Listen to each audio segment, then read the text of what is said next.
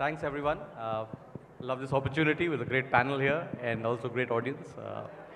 The topic is, one that we at GreenHonchos have been hugely advocating, which is CX or customer experience. And what better than some iconic brands as well as some iconic enablers to be able to view their opinion on that. Especially in the last couple of years, there's been some pretty much seismic movement in this space of the customer experience and the customer journey. So I'd like to just pass that along, our panelists, and you can go in any order, probably just in the order in which we are seated. Maybe Avnish first. I think the question that I would have from a customer experience perspective is more from a product category perspective in terms of the shift of the consumer. What have you seen in the last 2-3 years, and how has Neerus adapted to it, or what have you seen from your own experiences on the shift in the consumption pattern? I'll probably move this question around to half the panel at least to answer on. So Naveen, I think I'm audible? Yes, to me, yes. So last 2 years have been very, it's a roller coaster ride. I think pandemic wasn't easy for all of us. And suddenly we realized so many things in terms of omnichannel, in terms of online, offline, and stores being shut. So many hindrances for a retail brand owner. So I think product point, Neerus has always been a very merchandise-oriented brand. And coming from a space of ethnic, because I'm the loner in the ethnic category sitting over here, I think like we were speaking behind, every Friday you watch a movie, you want a similar dress to be there in your house. So that is the aspiration of a customer. But how will that retailer deliver you that in that mammoth speed of time? So that was a challenge for us. Seasonal merchandise, I think we all work with a format called OTBs that are there. So I don't know how much open to buy was there for everybody. I don't know how we all calculated that, because seasonal merchandise became a big issue for all of us during these 2-3 years time. But I think what we saw in the last quarter in October, November, December, it's been very positive, and the kind of trend, I think the kind of growth in terms of weddings, functions, events, travel, people were all back on track. And once everything is back on track, people are again back to your stores. They want everything in the same capacity as they had before COVID. So I think the only big change from my category, I could say, is more of value format, because we as Neerus sell from a 500 rupee kurti to a 5 lakh rupee lehenga. So now we have seen the traction of people asking more on the value side of the chain. So if suppose anybody could afford a 50,000 sari, today she wants to check out something that is there in about a 10 to 20,000 of range. So we had to work a lot on the value side of our business.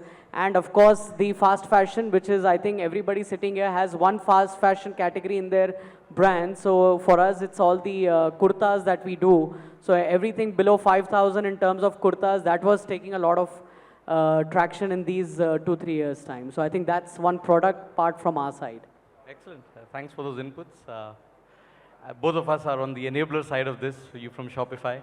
From that angle, what consumption shift we were discussing about categories and other things, I would love to hear your thoughts on that. Yeah, I guess for us, the customer is the merchant. We're here to make commerce better for everyone. And of course, we saw dramatic growth through the pandemic. But also, we saw the needs of various merchants at various stages be very different, right? I think one of the things that happened in India, at least, was that e-commerce by itself became so big that categories that you did not take seriously as spaces for D2C brands even 2 years back suddenly opened up for D2C brands. Our process and path in enabling that was to extend longer trials for merchants to find their feet, to figure out how to use us, to find the right partner. It was very exciting to see that. And even today, category I often use as an example is costume jewelry. I used to be in e-commerce on the platform side. I've run it. I don't think anyone took it seriously 3 years back. Today, we see 100 crore brands that are entirely D2C on our platform delivering on this category, right? So I feel like this is only going to go on. Of course, D2C is blowing up, but actually new categories, creating white spaces for new brands is something that we've been helping those kinds of merchants. The second big thing we've seen is on the traditional side. So I feel like there's no enterprise in India today who is not taking their own website seriously for commerce. Got it. I think everyone recognizes that e-commerce is here to stay, but everyone also recognizes that your own website is as important as any other channel. I think that's happened for a couple of reasons. People realize that consumers are coming here to discover you, so they're not coming here to just find a store. So what we do to help that journey is really important. People sort of check out your assortment. You know, how you deliver that customer experience has become very important. You know, people want to see, okay, in the nearby store, is my size available before they come in to try it, right? Tomorrow they'll probably want to book an appointment to come and try it. So those experiences are becoming very important because brands are taking their own website very seriously. Sure, sure. So thanks for representing the e-commerce D2C part of that discussion and question here. I think the next 4 would probably be more on the fashion side. So, you know, I would like to bring in Pankaj at this point, but I would also make a note to be able to get the opportunity to celebrate the big investment that has been received by Clovia. I think it's a great moment for everyone to celebrate here. Congratulations, Pankaj. So, yeah, Pankaj from Clovia. Your thoughts on category, movement, you know, and the consumer? So one very interesting thing that we saw was that, you know, we've always been a bridge to premium brand, right? And our whole thought process was that, you know, so we always thought that the success of our business or the success of what we are planning or intending to do was, how can you, you know, onboard more and more people who are in the smaller towns into a category which is always, you know, assumed that it's going to be very unstructured or unorganized, what people would say, right? Into a more organized, into a more international, you know, kind of an exposure that the people would have. So prior to the pandemic, the number used to be around 40 to 45%, you know, hovering between tier 2 and tier 3 towns. The same number post-pandemic is 63% for us now, right? So 63% of my customers is from the smaller towns. And there also the tier 2 was constant. The actual shift was from tier 1 to tier 3. Okay. And I think that's where the real crux of what I have seen as, you know, the change of the pandemic is. You know, the people who were waiting on the sidelines to see whether they should dip their feet, you know, into the whole brand play via this D2C channel that was evolving, you know, they had no option but to kind of Correct. just dip their feet. And the moment they did that, they said, boss, this is lukewarm, this is fun. and I think then they jumped right in. So I think that has been phenomenal in terms of the consumption changes. Super. Thanks for your inputs. So Rahul, please, with your experience from Latin quarters as the brand being represented, what are your thoughts on that? I'm sure every brand sees it in different cuts. And you were talking about how there are global trends, but how there are certain things that fit versus not for you as a strategy. Yeah, so how we were mentioning, what we were talking about is that just because something works globally doesn't make, it's not going to work in India, right? So for us, also the customer experience was about making sure we are local, so we take the best of global fashion, but we make sure we're selling it to our consumer who understands that fashion. And because the tier 2, tier 3 business has really increased over the past few years, it's more difficult to make them understand it. It would be easier for us to make people in Delhi, Bombay, Bangalore understand what global fashion is, but going to smaller towns, we still have to be concerned about what the colors they like, you know, what kind of fits they like, what kind of fashion they like.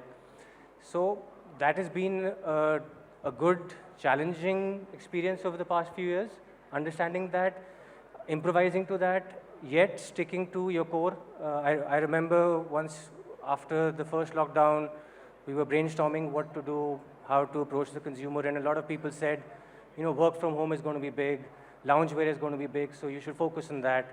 And I think every brand tried to do that. Not many were successful, but they just felt that it is the need of the hour, so everyone should do it.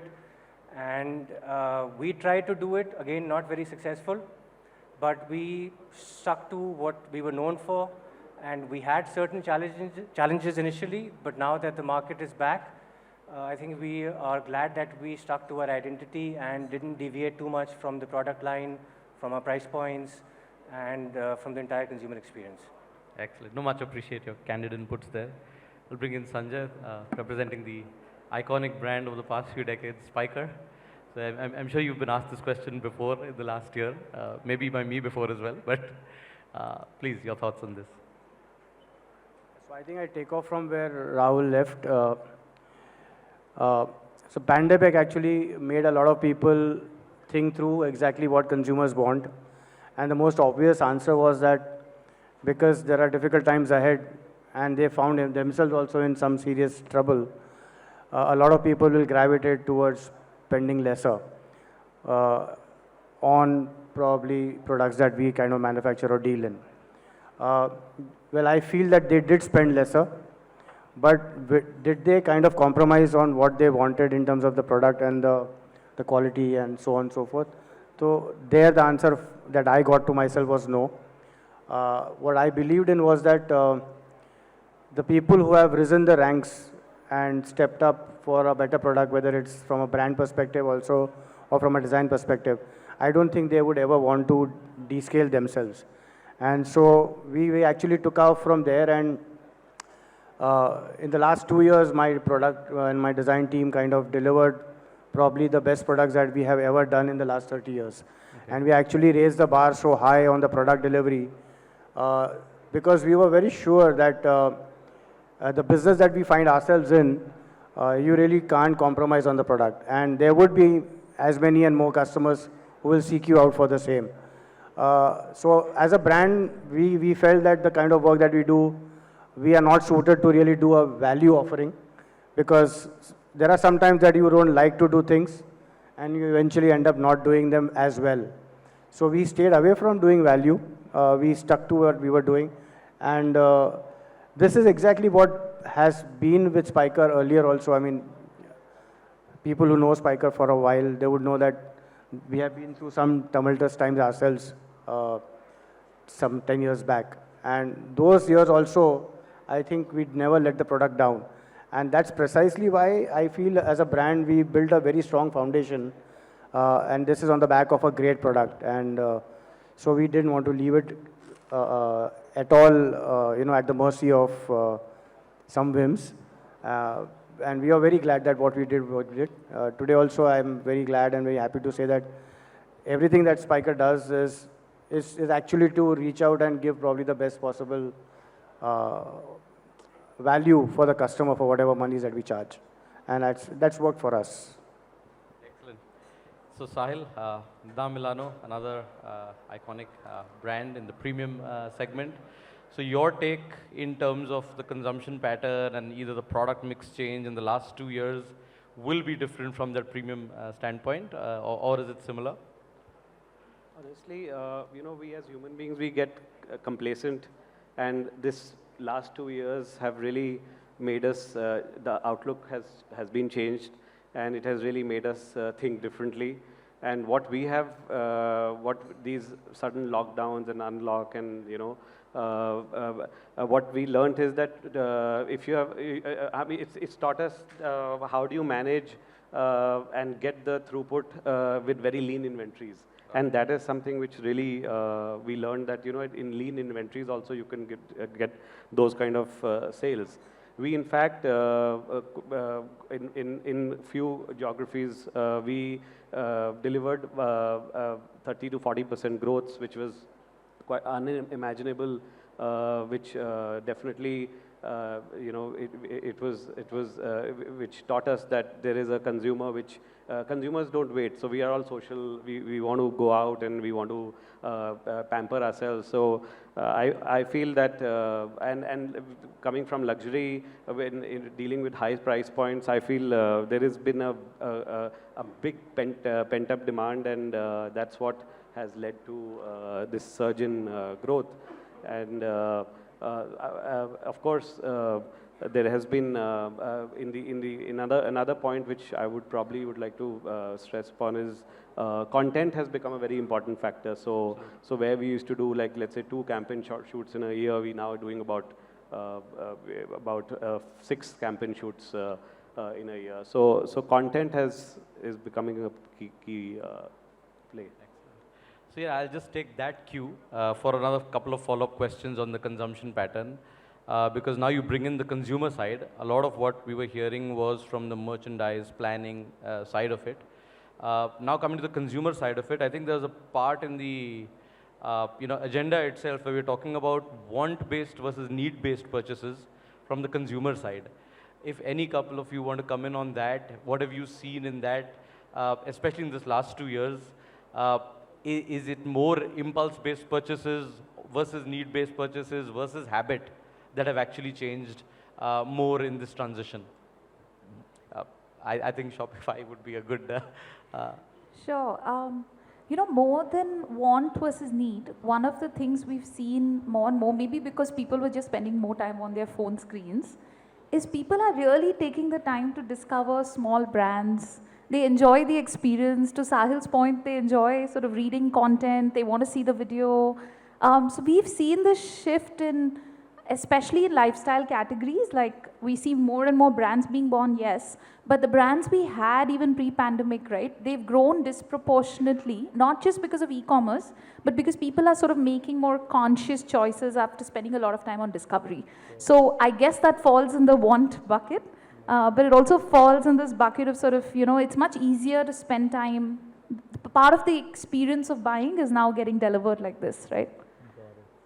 I'll in fact rather second that, because you know, so we come from a category which is a need based, right? I mean, it's an essentials, even though the government didn't accept it as essential during the pandemic.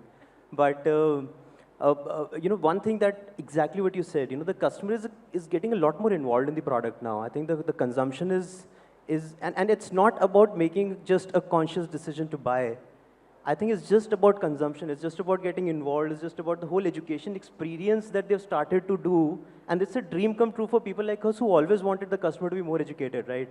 I mean, now they want to be educated because they're available to consume content. And we're like, boss, now if I can just push the right content to them, you know, it is a perfect place to be. So I think that actually you're absolutely right. It's a very phenomenal shift that has happened. Excellent. No, great inputs there. Thank you. The one thing, since we are talking more on the CX side, is the word customer loyalty or customer retention. I think in the fashion space, the CLV is what really makes all the difference. But with this huge influx of new age brands or digital first brands coming in, I think the consumer is getting spoiled for choices, clearly.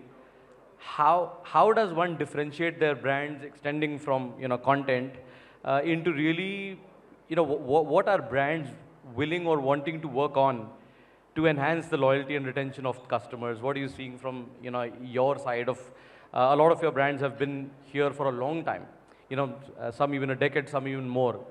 What do you think brings that stick factor for customers, whether it's at Neerus or at Spykar? Any thoughts on that, please? I think, Naveen, because like you said, we are like a legacy brand. We've been there in this space for about more than 3-4 decades now. And we've seen so many weathers like this, of course, pandemic being a very odd one out, but we've seen so much of disruption in this category, because when you talk about ethnic, every city has a king. You know, there's one good player in every city. You go to Bombay, you'll find one. You come to Delhi, you'll find one. You go to Hyderabad, you'll find one. But it's very difficult in our space to actually make your category stand out and make a crowd of entire India as your loyal customer. So it's very challenging for a format like ethnic wear to get that done, because, you know, at times your mothers used to going to one tailor and one shop to buy a particular suit or sari, but suddenly seeing a new shop next door, she might not adapt to that. So what I think from a ethnic and overall fashion perspective, I think the engagement, what I think Pankaj spoke and what Sanjay also spoke, what even from Milano, he mentioned about how engagement has to be repeated and how engagement has to be there on and off, which has to recollect your customer that, you know, earlier we used to track footfalls, which is for the physical stores. But now how can we make them feel that we are online, we are offline, we are omnichannel is a word for a forum like us. Customer doesn't know what is an omnichannel. So we try to create our stores like warehouses and say we are available everywhere. So the more you interact and speak to your customer, the more guaranteed loyalty you're gaining from them. It's not just that I have a loyalty program and they'll come back to me. It's not that. So it's about engagement with your customer. The more you talk to them, the more they remember you, the more they come back. Although you're a legacy brand, you're a 5-year-old brand, or even if you're a 4-month-old startup, so you have to leave that imprint for a longer time within them. Sure. No, great inputs. Yes, please. Sanjay. So I think legacy is a baggage in these days, right? So I believe that the consumer that we are currently talking to is so exposed to things around him, and the whole world is coming to him or at his doorstep or rather on his phone itself. And so from that perspective, discovery has become a lot more easier. and more interesting for consumers. So from that perspective, it will be very, very difficult for us to really expect loyalty from a customer. I think it's an overrated word and term. If we also place ourselves in the shoes of the consumers, we also find ourselves trying out new things, whether it's in the F&B or any other space. So it has become all the more difficult for people, for brands, and for products to retain customers. Having said that, we still are a little better off because in denims, fits play a very big role in terms of retaining consumers. So very rarely we see people wanting to change their fits or try out more fits just because it's a new fit. Sure. You know, so that way there is a bit of cushion for brands like us. But if I look at it from a very general or a broader perspective, I think all of us need to be living for the day and not take it for granted that, you know, we have a customer and he's going to be with us for a long time. We have to really work hard on a daily basis. Sure.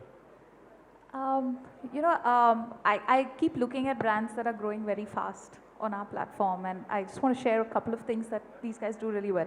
First of all, loyalty is tough, right? It's really a buyer's market. It's very, very difficult. But I found that some brands do a great job of talking to customers between the first and the second purchase. And I feel that the difference is that they are actually thinking of their customers now as influencers, as product co-creators, right? So a D2C brand will put out a new product they're about to release on their Instagram channel and actually ask people who follow them to say, do you like it, do you not like it, do you think it's going to work, what more should it, have? Or I've seen like big brands, I think Sugar did this recently, one of our brands, they sent out their new product to their most loyal customers, right? And then they presented it. So I think in true loyalty sense today, the definition of who a customer is itself has changed. He or she is more than a customer. They are your influencer, they are your product creators with you. The feedback loop has never been better. So if you listen to it, good brands do a great job of incorporating it in their cycles. Sure. No. Thanks a ton. Got good contrarian views in one panel on that, and I think it's good to acknowledge the fact that loyalty may be a expectation that may be a bit overdone, and it is doing the right pieces in small bits better. But I also, heard Avnish bringing in the buzzword Omnichannel, and also rightly following that up by saying the customer really, it's seamless for him. He doesn't really know all of this Omni. It's more from the business side. And the first avatar of Omni in India anyway is Omni fulfillment. But in true testimony to this panel, I think we're really talking about Omni experience. And that would be much more realistic for offline brands.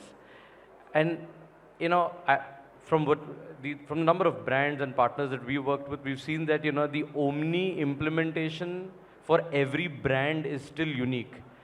Over years, no one has really been able to do it right or actually cookie cutter, because every business has its own method of how it wants to do it. And I think Bharati was saying that, Omni is not the future, we are actually in that present. So would you like to extend that thought and maybe, get a couple of final thoughts on that Omni buzzword, from a few of the panelists? Yeah, I think in general we've all been talking Omni, and maybe on panels like this for 5 or 6 years now. I feel post-pandemic it's truly the present. There's no saying that you're going to ship from your store 3 years from now. It's already happening. Many of our brands do it.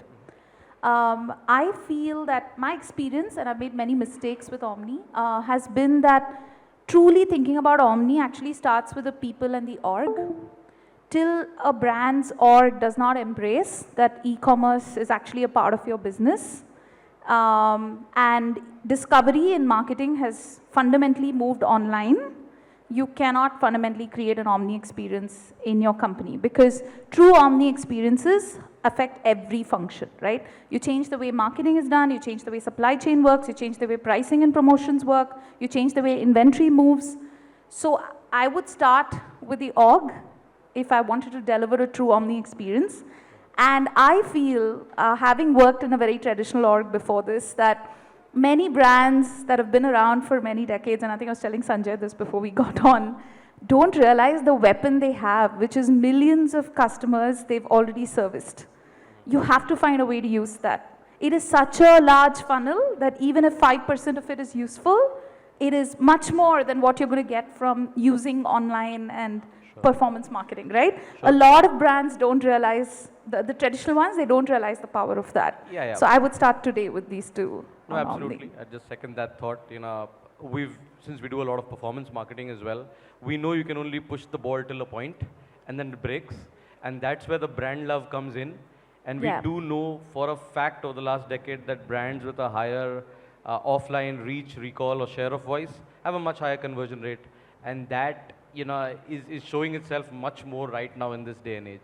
Any thoughts, Pankaj, on Omnichannel there? I think there's just this one fundamental thing that, when somebody says, oh, you're an online brand, or you're an offline brand, or you're an EBO brand, I think a brand is a brand is a brand, right? And then there's a channel that gets involved. I think it's very important to decouple both. And because if you start to constrain, because there were e-commerce companies which said that we are going to be mobile app only, right? And then they said, boss, that's not happening, right? When you have to go back to website.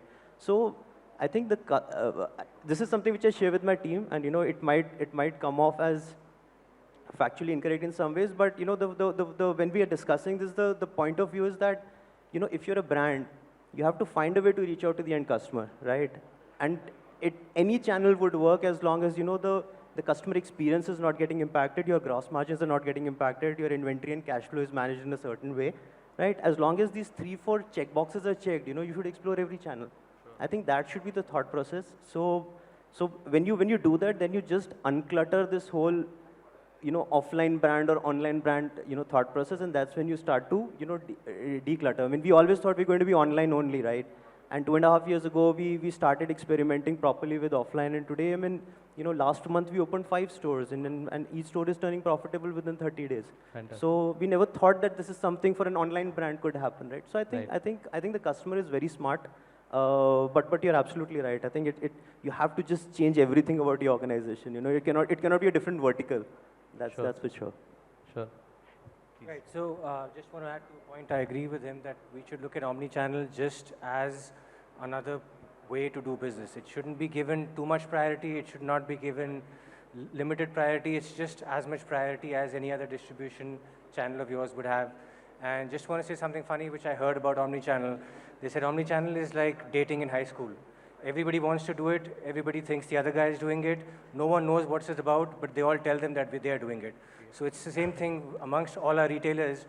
He's going to say, I'm doing it. I'm going to tell him he's doing it, but none of us know what is actually happening. So that kind of fits omnichannel and retail into one world. Interesting thoughts. Yeah. So I guess we're in the last couple of minutes. I'll probably leave the final word to Sanjay here. Just any learnings for us, especially in the last 2-3 years. There are a lot of brands, brand owners, e-commerce heads, brand managers here, keeping the customer at the core. What's your feedback for everyone? Where should we, have our eye on the ball? So I think we need to move with times, and we have to embrace what's happening around us. I think people who have not been able to do that, somewhere I felt that they're withered away.